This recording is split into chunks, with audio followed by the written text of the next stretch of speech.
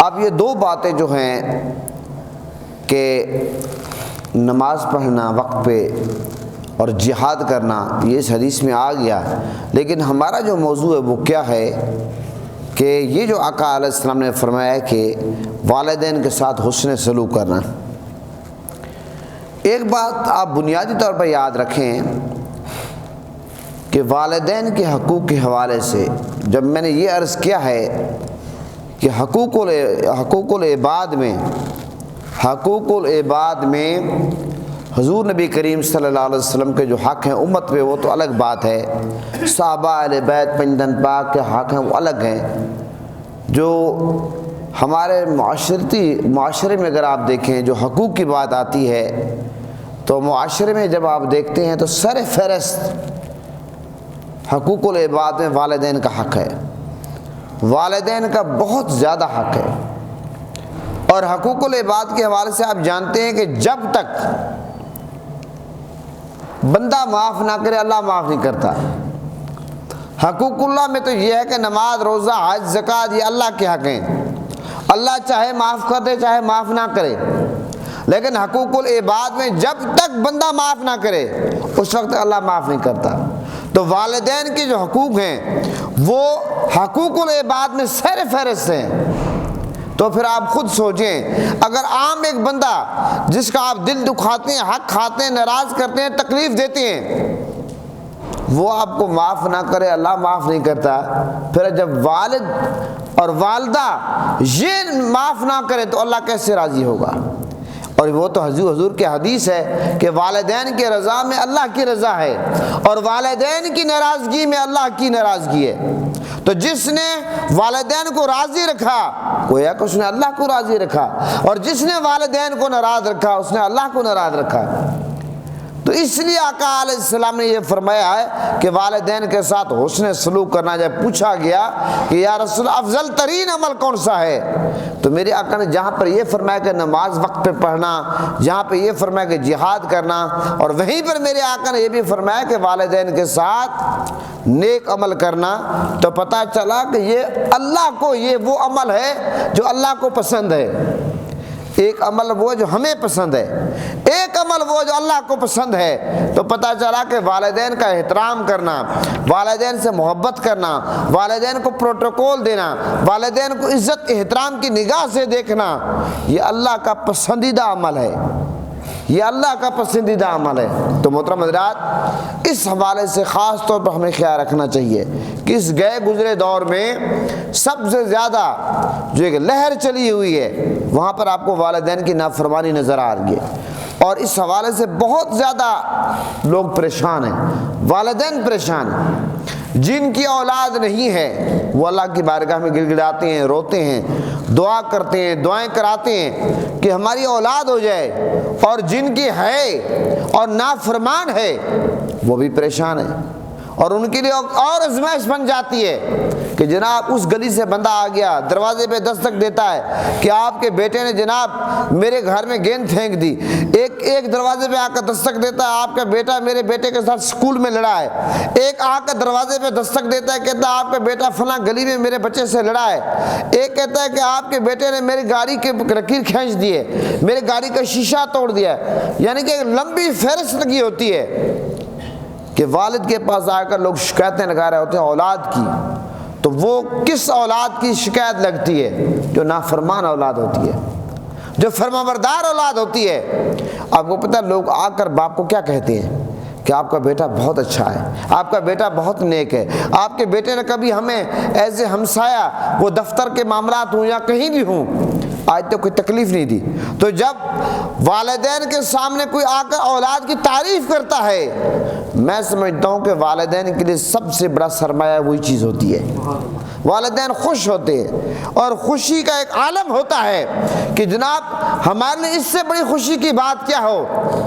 کہ ہماری اولاد کے آج تک کسی نے شکوہ نہیں کیا، کسی نے آ کر ہمارے دروازے پر دستک نہیں دی کہ آپ کا بیٹے نے چوری کیا، آپ کے بیٹے نے فلاں سے لڑا ہے، فلاں کو تکلیف دی ہے۔ تو محترم حضرات، یہ چیز بہت زیادہ ضرورت ہے اس چیز کی کہ ہم صرف بچے پیدا نہ کریں،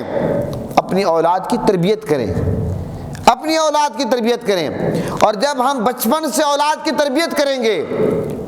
تو اس کے اچھے نتائج ہمیں ملیں گے کہ وہ اولاد والدین کے فرما بردار بنے گی۔ حضرت ابو ہریرہ راوی ہیں، آقا علیہ السلام کا فرمان ہے، ایک آدمی میرے آقا کی بارگاہ میں حاضر ہوا، عرض کرنے لگا یا رسول اللہ، میرے سلوک کا، حسن سلوک کا سب سے زیادہ مستحق کون ہے؟ میرے آقا نے فرمایا کہ تمہاری والدہ۔ پھر عرض کیا، میرے آقا نے فرمایا تمہاری والدہ، اور پھر عرض کیا، میرے آقا نے فرمایا تمہاری والدہ۔ پھر جب چوتھی بار عرض کیا یا تیسری بار عرض کیا تو میرے آقا نے فرمایا تمہارے والد، تمہارے والد۔ تو اب کوئی یہ نہ سمجھے کہ والد کا حق نہیں ہے، بہت ساری روایت میں یہ مطلقاً حضور نے فرما دیا والدین کے حقوق کے والد سے۔ قرآن میں بھی آ گیا کہ وَبِالْوَالِدَيْنِ احسانا، والدین کے ساتھ احسان کرو، اور قرآن میں ایک مقام پہ اللہ نے یہ فرمایا کہ والدین کے سامنے اف تک نہ کرو۔ لیکن اب بہت سارے لوگ ہم یہ دیکھتے ہیں کہ ماں کی تو منقبتیں پڑھتے ہیں، ماں کے قصیدے پڑھتے ہیں، گھر میں وہ ایک تقسیم شروع کر دیتے ہیں، کوئی ایسا والد کو محسوس ہوتا ہے کہ جیسے میرا کوئی حق ہی نہیں ہے۔ یہ یاد رکھیں کہ جس طرح والدہ کا حق ہے اس طرح والد کا حق ہے۔ والد کا حق اپنی جگہ،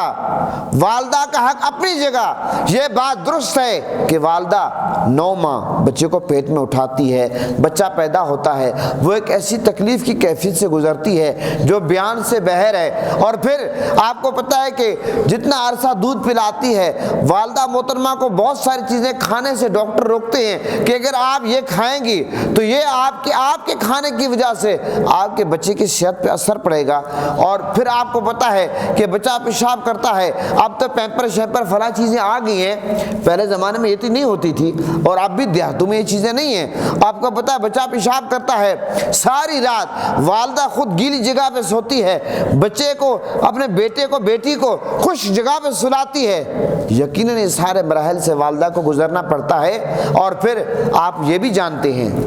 کہ پھر تعلیم کے معاملات آ جاتے ہیں، اور پھر آپ رشتے کے معاملات آ جاتے ہیں، پھر نوکری کے معاملات آ جاتے ہیں، پھر اولاد کے لیے گھر بنانے کے معاملات آ جاتے ہیں، شادیوں کے معاملات آ جاتے ہیں، اور پھر بڑی بڑی فیسیں ادا کرنے کا معاملہ آ جاتا ہے۔ یہ سارے کام والد کرتا ہے۔ اچھا، آپ نے دیکھا کہ والد اور والدہ کی محبت، یہ نہیں کہ والد کو اپنی اولاد سے محبت کم ہوتی ہے، لیکن عموماً یہ ہوتا ہے جو خواتین ہوتی ہیں ان کی محبت کا اظہار ہوتا ہے، والد جو ہوتا ہے اس کی محبت کا ذرا اظہار کم ہوتا ہے۔ لیکن کوئی قطعی طور پر یہ نہ سمجھے کہ والد کو اپنی اولاد سے محبت نہیں ہوتی، والد کو بھی اسی طرح محبت ہوتی ہے جس طرح والدہ کو ہوتی ہے، لیکن کہیں اظہار ہوتا ہے، کہیں اظہار کم ہوتا ہے۔ لیکن آپ کو پتہ ہے کہ تمام جو مالی طور پر جو معاملات ہوتے ہیں، معاشی طور پر، وہ والد کے ذمہ ہوتے ہیں، اور وہ کہیں کسی قرض اٹھائے، کہیں سے مزدوری کرے، تکلیف کرے، کچھ بھی کرے، اس نے اپنے اولاد کے سارے اخراجات اس نے برداشت کرنے ہوتے ہیں، وہ تعلیمی اخراجات ہوں، وہ ان کے خوشی غمی کے اخراجات ہوں، وہ ان کے دیگر صحت کے معاملات ہوں، تمام کے تمام چیزوں کے حوالے سے والد جو ہے وہ اخراجات برداشت کرتا ہے، کما کر آتا ہے۔ اور اسلام بھی یہی کہتا ہے کہ ہمیشہ اولاد کو کما کر دینا ہے جب تک اولاد نابالغ ہے۔ اولاد کی تربیت کے حوالے سے اسلام یہ حکم دیتا ہے کہ اولاد کی اچھی تربیت کریں۔ محترم حضرات، اس لیے جب آقا علیہ السلام سے پوچھا گیا، جب ہم والدین کے حقوق کی بات کرتے ہیں، مسلم شریف کی حدیث پاک حضرت ابو ہریرہ راوی ہیں، فرماتے کہ آقا علیہ السلام نے فرمایا کہ اس کے ناک خاک آلود ہو، اس کی ناک خاک آلود ہو۔ پھر میرے آقا نے فرمایا اس کی ناک خاک آلود ہو۔ پھر تیسری بار میرے آقا نے فرمایا کہ اس کی ناک خاک آلود ہو۔ پوچھا گیا یا رسول اللہ وہ کون شخص ہے؟ میرے آقا نے فرمایا کہ جس نے اپنے بوڑھے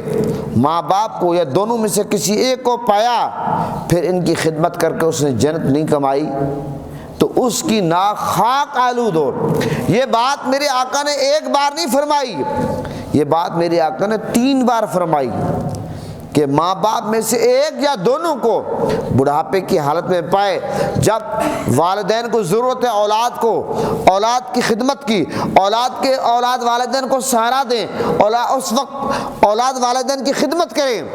تو اس وقت اگر اولاد خدمت نہ کرے، میں سمجھتا ہوں کہ یقیناً والدین کو تو تکلیف کے مراحل سے گزرنا پڑے گا، لیکن اس اولاد سے بڑا بد نصیب، بد قسمت کوئی نہیں ہے، اور اس کی ناک خاک آلود ہو، فرمان مصطفیٰ کے مطابق، فرمان مصطفیٰ کے بعد۔ اور پھر آپ وہ حدیث مد نظر رکھیں جب میرے آقا حضور نبی کریم صلی اللہ علیہ وسلم ممبر پہ جلوہ افروز ہوتے ہیں، میرے آقا نے ایک سیڑھی پہ قدم رکھا، میرے آقا نے فرمایا آمین، پھر میرے آقا نے دوسری سیڑھی پہ قدم رکھا، میرے آقا نے فرمایا آمین، پھر میرے آقا نے تیسری سیڑھی پہ قدم رکھا، میرے آقا نے فرمایا آمین۔ جب عرض کیا کہ یا رسول اللہ آج آپ نے روٹین سے ہٹ کر کام کیا، یا رسول اللہ ماجرا کیا ہے، یہ جو آپ نے آمین کا معاملہ ہوا، خلاصہ عرض کر رہا ہوں۔ میرے آقا نے فرمایا جب میں نے پہلی سیڑھی پہ قدم رکھا تو جبرائیل نے کیا کہا کہ اس کے لیے ہلاکت ہو جو رمضان کا مہینہ پائے اور وہ اپنی بخشش نہ کروا سکے روزے رکھ کے۔ اور پھر میرے آقا نے فرمایا میں نے دوسری سیڑھی پہ قدم رکھا، جبرائیل علیہ السلام نے فرمایا اس کے لیے ہلاکت ہو جو شخص جب حضور پر درود پڑھا جائے تو وہ نام حضور کا نام آئے وہ درود نہ پڑھے۔ اور جب تیسری سیڑھی پہ رکھا میرے آقا نے فرمایا قدم کہ جبرائیل علیہ السلام نے کیا فرمایا، حضرت جبرائیل علیہ السلام نے کہ اس کے لیے ہلاکت ہو جو اپنے والدین کو بڑھاپے کی حالت میں پائے اور ان کی خدمت کر کے اپنی بخشش نہ کروا سکے۔ اب مجھے آپ یہ بتائیں، فرشتوں کے سردار ہیں حضرت جبرائیل علیہ السلام، فرشتوں کے سردار ہیں جبرائیل علیہ السلام، یہ بد دعا دے رہے ہیں۔ اور فرشتے اپنی مرضی سے کوئی کام نہیں کرتے، فرشتے جو بھی کرتے ہیں وہ اللہ کے حکم سے کرتے ہیں۔ اب جبرائیل جو فرشتوں کے سردار ہیں، جو نوری مخلوق ہیں، وہ بد دعا دے رہے ہیں اور میرے آقا آمین فرما رہے ہیں، تو اس دعا کی قبولیت میں کوئی شک ہے؟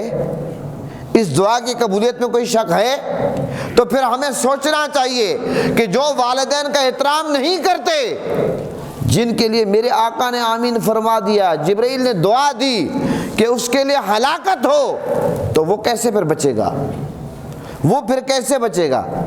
مجھے آپ یہ بتائیں کہ میرے آقا حضور نبی کریم صلی اللہ علیہ وسلم کے لب مبارک جب جنبش کریں اور پھر وہ دعا قبول ہو، یہ ممکن کیسے ہے؟ ہمارا تو ایمان اور عقیدہ ہم حضور کا صدقہ کھاتے ہیں، اس لیے سوچنے کی بات ہے کہ آج ہم کہاں کھڑے ہیں۔ اچھا پھر آپ یہ دیکھیں کہ جس معاشرے میں ہم رہتے ہیں کہ آج اگر والدین ایک بات ہم سے پوچھ لیں بڑھاپے کی حالت میں، عموماً آپ نے دیکھا جو بزرگ لوگ ہوتے ہیں وہ ایک بات کو کئی بار پوچھتے ہیں، اور پھر ایسے بزرگ جن کا حافظہ متاثر ہو جاتا ہے اور جو بھولنے کی جن کی عادت ہوتی ہے اور جو بہت زیادہ ایج میں ہوتے ہیں اور وہ ایک بات کو کئی بار دہراتے ہیں، تو پھر اس موقع پر جو اولاد فرمانبردار ہوتی ہے وہ ان نزاکتوں کو سمجھتی ہے اور ان معاملات کو سمجھتی ہے کہ یار بوڑھے والدین ہیں، اور ظاہر جب ہم بچے تھے ہم بھی تو والدین سے یہ بات پوچھتے تھے، لیکن یہ پوچھتے کوئی بات نہیں، ہم جواب دیتے رہیں گے خندہ پیشانی سے۔ لیکن جو اولاد نافرمان ہوتی ہے، جب ایک بار والدین سوال کریں، جب دوسری بار کریں تو وہ آگے چڑ جاتے ہیں، ماتھے میں بل ڈالتے ہیں اور سینہ تان کر یہ کہتے ہیں جب ایک بات آپ سے کر دی آپ کو سمجھ ہی نہیں آتی۔ اسی حوالے سے میں نے ایک بات پڑھی ہے کہ ایک دفعہ ایسا ہوا کہ ایک والد گرامی نے اپنے بیٹے سے بات کی اور بیٹے نے جناب عالی آگے والد کے سامنے ماتھے میں بل ڈال لیے اور سینہ تان لیا اور سخت لہجے میں، سخت انداز میں، سخت زبان میں جواب دینے لگا۔ والد گرامی نے کہا بیٹا جاؤ وہ جو صندوق ہے ذرا اس کو آپ کھولو۔ اس نے کھولا، اس میں ایک کوئی چٹھی رکھی ہوئی تھی، کوئی پرچی رکھی ہوئی تھی جس پہ لکھا ہوا تھا بیٹا آپ نے یہ اپنے بچپن میں مجھ سے 70 بار پوچھی ہے، میں نے ہر بار خندہ پیشانی کے ساتھ، محبت کے ساتھ، پیار کے ساتھ مسکرا کر آپ کو جواب دیا ہے، لیکن آج بڑھاپے کی حالت میں یہی بات میں آپ سے پوچھ رہا ہوں، آپ دوسری بات چڑ گئے ہیں۔ تو پتہ چلا کہ یہی معاملات بچپن میں ہم کرتے ہیں کہ بیٹا اپنے والدین سے ایک بات کتنی بار پوچھتا ہے، ایک بات کا کہنا ہے کہ پانی دو، تو ایک بار کہہ دیا ختم ہو گئی بات۔ لیکن آپ نے دیکھا ہوگا چھوٹے بچے ہوتے ہیں وہ اپنے والدین کو بار بار کہتے ہیں مما پانی دو، پانی دو، کھانا دو، ایک بات کو کئی بار دہراتے ہیں، اور اگر بازار سے کوئی چیز منگانی ہو تو بار بار ڈیمانڈ کرتے ہیں۔ کبھی آپ نے دیکھا ہو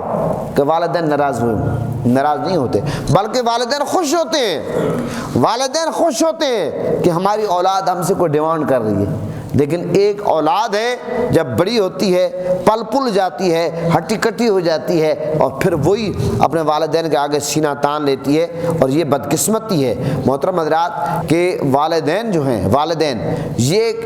ایسے والدین کی جو خدمت ہے، والدین کی جو نوکری ہے، والدین کو جو چاکری ہے، والدین کا جو احترام ہے، اس کا صلہ دنیا میں بھی ملتا ہے، آخرت میں ملتا ہے۔ وہ ایک مشہور بات آپ لوگوں نے یقیناً سنی ہوگی، آپ کی سماعتوں سے گزری ہوگی، لیکن وہ کیا ہے، وہ میں اگر مفہوم اس کا عرض کروں کہ واقعہ ہے کہ 3 شخص ایک پہاڑ میں گئے، ایک روایت میں آتا ہے، اور غار میں جاتے ہیں تو غار کے دروازے کے سامنے پتھر ایک آ جاتا ہے اور وہ دروازہ بند ہو جاتا ہے۔ اب وہ تینوں شخصوں نے اپنے اللہ کی بارگاہ میں مشورہ کیا کہ یار ہم میں سے جس نے بھی کوئی اچھا کام کیا ہے اس اچھے عمل کا اللہ کی بارگاہ میں وسیلہ پیش کرتے ہیں تاکہ اس اچھے عمل کے صدقے اللہ ہم پر کرم کر دے، فضل کر دے۔ تو ان میں سے باقی جو 2 تھے ان نے بھی اپنے اعمال کا واسطہ پیش کیا، پتھر تھوڑا ہٹ گیا، اور پھر یہ شخص جس نے اپنے والدین کی خدمت کی، اور اس نے ایک شخص جس نے عرض کیا مولا میں اپنی والدہ کی خدمت کرتا ہوں، جب گھر ایک دفعہ میں گیا تھا، میری والدہ رات کو سو گئی تھی، میری والدہ نے پانی مانگا، میں سرانے پہ یہ کہ کھڑا ہو گیا، دودھ لے کر پانی لے کر، یہاں تک پوری رات گزر گئی، مولا میرے کھاتے میں تو کوئی عمل نہیں ہے، میرے پاس تو کوئی نیکیوں کا ذخیرہ نہیں ہے، مولا میرے پاس تو صرف یہی ہے کہ میں نے اپنے والدہ کی خدمت کی ہے۔ یہاں تک کہتے ہیں کہ وہ جو غار کے دروازے کے سامنے ایک پتھر تھا، اس نے جب اپنی ماں کی خدمت کا اللہ کی بارگاہ میں واسطہ پیش کیا، اس نیکی کا وہ پتھر ہٹ گیا۔ تو پتہ چلا کہ دنیا میں یہ جو رکاوٹیں ہیں، ہم اگر اپنے والدین کی خدمت کریں گے، والدین کی خدمت کے صدقے اللہ اتنا بڑا کرم کرے گا، فضل کرے گا کہ ہمارے وہ ساری رکاوٹیں دور ہو جائیں گی۔ یہ جو ہمارے سامنے کانٹے ہوں گے، ہمارے سامنے پتھر ہوں گے، ہمارے سامنے رکاوٹیں ہوں گی، یہ والدین کی خدمت ایک ایسی چیز ہے کہ اللہ تعالیٰ وہ تمام کی تمام چیزیں ہٹا دیتا ہے۔ اس لیے یہ جو گاڑیوں کے پیچھے لکھا ہوتا ہے کہ ماں کی دعا جنت کی ہوا، یہ یاد رکھیں، یہ صرف کہنے کی بات نہیں ہے، یہ حقیقت ہے، یہ روایات میں آتا ہے، یہ احادیث میں آتا ہے۔ حضرت عبداللہ بن عمر راوی ہیں، فرماتے کہ میں حضور کی بارگاہ میں حاضر ہوا، ایک شخص عرض کہ یا رسول اللہ میں آپ سے جہاد اور ہجرت کی بیعت کرنا چاہتا ہوں اور میں اللہ تعالیٰ سے اجر و ثواب چاہتا ہوں۔ میرے آقا نے فرمایا کیا تمہارے والدین میں سے کوئی حیات ہے؟ اس نے کہا ہاں۔ حضور نے کہا ہاں دونوں زندہ ہیں۔ میرے آقا نے فرمایا جاؤ اپنے والدین کے ساتھ حسن سلوک کرو، والدین کے ساتھ حسن سلوک کرو، یہی آپ کا جہاد ہے اور یہی آپ کی ہجرت ہے۔ آپ اندازہ لگا کہاں جہاد، کہاں ہجرت اللہ کی راہ میں کرنا، لیکن اس کا ثواب دیکھیں اور ادھر والدین کی قدم بوسی دیکھیں، پتہ چلا کہ والدین کا اتنا بڑا مرتبہ ہے۔ ایک روایت میں یہ تھا حضور نے فرمایا آپ کے والدین کے قدموں میں جنت ہے۔ آج ہم دنیا میں جنت کی تلاش میں ہوتے ہیں، ہم نماز پڑھتے ہیں کہ ہمیں جنت ملے، ہم روزے رکھتے ہیں کہ ہمیں جنت ملے، ہم حج کرتے ہیں کہ ہمیں جنت ملے، ہم صدقات و خیرات کرتے ہیں ہمیں جنت ملے، ہم مخلوق کو خدا کی خدمت کرتے ہیں اس لیے کہ ہمیں جنت ملے، لیکن حضور نے فرما دیا کہ جنت ماں کے قدموں کے نیچے ہے۔ تو ہم جنت کو کہاں تلاش کر رہے ہیں جب جنت ہمارے گھر میں موجود ہے؟ لیکن ہمیں کیا حضور کے فرمان پہ یقین نہیں ہے؟ کیا ہمارے ایمان کمزور ہے کہ جنت ہمارے گھر میں موجود ہے؟ آج اگر ہمیں کوئی کہہ دے کہ جناب کراچی میں ایک ایسی جگہ ہے جہاں پہ جنت کی مٹی ملتی ہے، میں سمجھتا ہوں کہ ہم ہزاروں لاکھوں روپے خرچ کر جائیں گے ہمیں جنت کی مٹی مل جائے، ایسے ہے یا نہیں ہے؟ لیکن ہم نے کبھی غور کیا کہ جنت ماں کے قدموں کے نیچے ہے،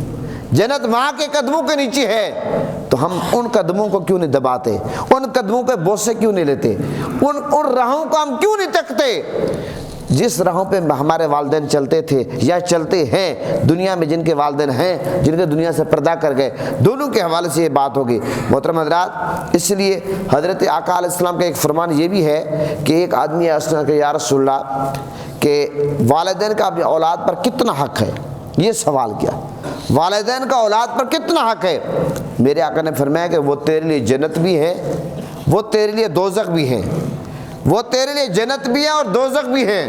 اگر تو ان کا احترام کرے گا، ان سے محبت کرے گا، ان سے پیار کرے گا، اپنے والدین کو پروٹوکول دے گا، عزت دے گا، ان کو خوش رکھے گا، تیری وجہ سے ان کے چہرے پہ مسکراہٹ آئے گی اور ان کی عزت میں مزید اضافہ ہوگا اور وہ خوشی سے زندگی بسر کریں گے، تو پھر وہ تیرے لیے جنت ہے۔ اگر ہر موڑ پر جس موڑ پہ وہ جائیں پتہ چلے کہ آپ کا بیٹا نافرمان ہے، آپ کا بیٹا جناب جوا کھیلتا ہے، آپ کا بیٹا جھوٹ بولتا ہے، آپ کا بیٹا رشوت دیتا ہے، آپ کا بیٹا لڑتا ہے، آپ کا بیٹا چوری کرتا ہے، تو وہ والدین کو دکھ پہنچے گا، تو حضور نے فرمایا کہ والدین آپ کے لیے جنت بھی ہیں دوزخ بھی ہیں، والدین کو راضی رکھو گے تو وہ آپ کے لیے جنت ہیں، والدین کو ناراض رکھو گے وہ آپ کے لیے دوزخ ہیں۔ یہ میرے آقا نے دنیا میں فیصلہ کر دیا۔ تو اب ہمیں سوچنا چاہیے کہ ہم کدھر جنت تلاش کریں، اور حضور نے جنت کا ایڈریس کیا بتایا، جنت کا پتہ کیا بتایا، لیکن اس طرف ہمارا رخ ہی نہیں ہو رہا، اس طرف ہمارا رخ نہیں ہو رہا۔ اب آپ کو پتہ ہے کہ بہت تیزی سے یہ بات پھیلتی جا رہی ہے جناب،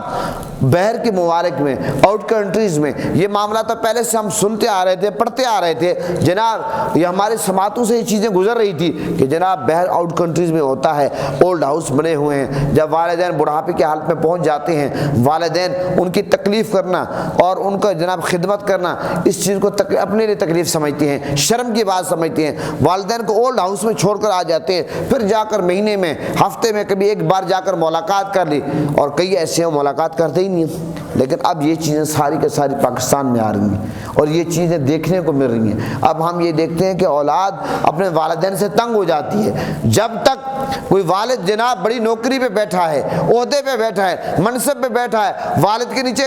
گاڑی ہے، گھر والد کے نام پہ ہے، فارم ہاؤس والد کے نام پہ ہے، مکان والد کے نام پہ ہے، جائیداد والد کے نام پہ ہے، اس وقت تک اولاد والدین کی خدمت کرتی ہے۔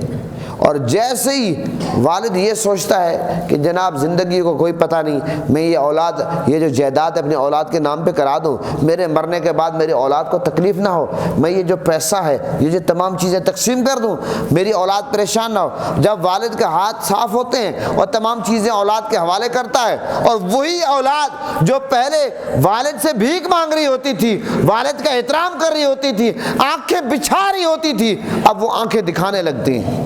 کیونکہ سب کچھ ان کے ہاتھ میں آ جاتا ہے۔ تو اسی کو تو مفاد پرستی کہتے ہیں، اسی کو تو ابن الوقت کہتے ہیں، کہ جو لوگ آج کل آپ کو پتہ ہے یہی معاملات چل رہے ہیں، والدین کے ساتھ یہی سلوک ہو رہا ہے۔ اور جو سمجھدار والدین ہیں وہ اگر اولاد کے درمیان جائیداد تقسیم کر بھی دیں تو وہ کبھی اولاد کو اپنا محتاج نہیں بناتے، یعنی کہ خود اولاد کا محتاج نہیں بنتے، وہ اپنی زمین کا حصہ بھی رکھتے ہیں، اپنے گھر بھی اپنے نام پہ رکھتے ہیں، اور اپنی پینشن وغیرہ جو بھی چیزیں ان کی ہیں کچھ نہ کچھ مار رکھتے ہیں تاکہ ان کو اولاد کے آگے ہاتھ نہ پھیلانا پڑے۔ سمجھ رہے؟ اب اس چیز کی ضرورت بھی ہے، جہاں پر اولاد کی ضرورت، تربیت کی ضرورت ہے، والدین اولاد کی تربیت کی ضرورت ہے، وہاں پر والدین کو اس حوالے سے خاص طور پر سوچنا چاہیے کہ اولاد کا محتاج نہیں بننا چاہیے، سارے اپنی جمع پونجی اولاد کے حوالے نہ کر دے کہ وہ اولاد تو عیش و عشرت کرے، جناب جوئے کھیلے، شراب و کباب، گاڑیوں پر ریسیں لگائے، اور ادھر والد بھیک مانگتے رہے اور والدین جناب ایک ایک ٹکے کے پیچھے روتے رہے۔ یہ بالکل نامناسب ہے۔ ایک بات یاد رکھیں، والدین دنیا میں ہوں تب بھی ان کا حق ہے، والدین دنیا سے چلے جائیں تب بھی ان کا حق ہے۔ حضرت ابن عمر راوی فرماتے ہیں، میرے آقا نے فرمایا سب سے بڑی نیکی یہ ہے کہ جو شخص اپنے والد کے دوست سے نیکی کرے، یعنی کہ آپ یہ دیکھیں والد کے دوست سے، اگر بیٹے پر یہ بھی حق بنتا ہے کہ بیٹا جو والد کا دوست ہے اس کا بھی احترام کرے۔ آپ اندازہ لگائیں کہ اس سے پتہ چلا کہ والد کا کتنا بڑا احترام ہے، والد کا کتنا پروٹوکول ہے، کہ اسلام یہ کہتا ہے، میرے آقا کا فرمان یہ کہتا ہے کہ والد کا جو دوست ہے اس سے بھی نیکی کرو۔ اور ایک حدیث میں یہ آتا ہے کہ والد کے وفات پا جانے کے بعد، باپ کے وفات پا جانے کے بعد اس کے دوستوں سے نیکی کرو، یہ بھی ایک روایت ہے۔ اور پھر آپ یہ دیکھیں ہماری جو مائیں ہیں، حضرت خدیجہ الکبریٰ رضی اللہ عنہا کے بارے میں آتا ہے کہ جب ان کا وصال ہوا تو میرے آقا جب بکری ذبح فرمایا کرتے تھے تو گوشت ان کے سیلیوں کو بھجوایا کرتے تھے، گوشت ان کے سیلیوں کو بھجوایا کرتے تھے۔ تو آج ہمیں سوچنا چاہیے کہ جو بیٹیاں ہیں، خاص ہماری جو بیٹیاں ہیں، ان کو والدہ کی جو سہیلیاں ان کا خیال رکھنا چاہیے، جو بیٹے ہیں ان کو والد کے جو دوست ہیں ان کا خیال رکھنا چاہیے۔ محترم حضرات، یہ بہت ضروری ہے، والدین کا احترام ہم سب پر لازم ہے۔ اگر ہم والدین کا احترام کریں گے یاد رکھیں دنیا میں بھی کامیابی ملے گی، آخرت میں بھی کامیابی ملے گی۔ ہمیں ہر صورت میں والدین کا احترام کرنا چاہیے، دنیا میں ہیں تب بھی کرنا چاہیے، اور اگر کسی سے خدمت میں کوئی کمی کوتاہی رہ گئی ہے اس کو چاہیے کہ وہ والدین کی قبر پہ جائے، والدین کی قبر پہ جائے، جا کر وہاں پر قرآن کی تلاوت کرے، وہاں پہ دعائیں کرے، والدین کے قدموں میں پڑ جائے، معافی مانگے۔ میں یہ سمجھتا ہوں کہ والدین اگر قبر میں بھی ہوں، آپ یقین جانیں والدین اپنی اولاد سے اتنی محبت کرتے ہیں، وہ اگر قبر میں بھی ہوں، اگر کسی اولاد سے وہ ناراض ہو کر دنیا سے گئے، ایک بیٹا اگر ایک ہفتہ جانا شروع کر دے، جا کر ماں کے قدموں پہ رونا شروع کر دے، باپ کے قدموں پہ،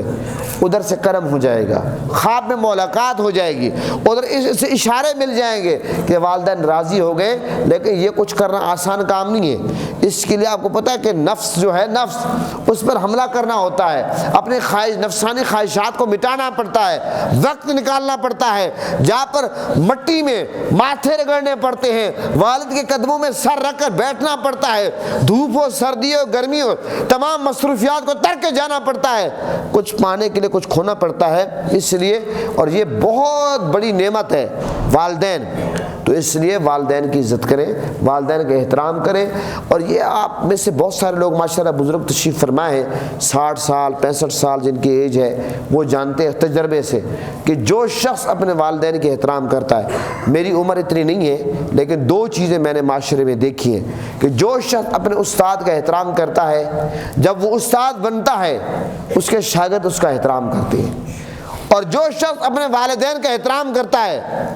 اور جب وہ والد بنتا اس کی اولاد اس کا احترام کرتی ہے، اور جو اپنے والدین کا احترام نہیں کرتا وہ اپنی اولاد کو کتنا کھلائے پلائے، مہنگے سکول میں پڑھائے، وہی اولاد اس کے ساتھ وہی سلوک کرتے جو اس نے اپنے والدین کے ساتھ کیا۔ اب بات سیدھی سی ہے، جو اس لیے کہ جیسا کرنا ویسے پر۔ اب ہمیں اس چیز کے حوالے سے خود سوچنا چاہیے کہ آج اگر ہم اپنے والدین کے ساتھ غلط سلوک کریں گے تو ہمارے ساتھ کیا بنے گی۔ تو ہمیں والدین کا احترام کرنا چاہیے کہ میرے آقا حضور نبی کریم صلی اللہ علیہ وسلم کی والدہ محترمہ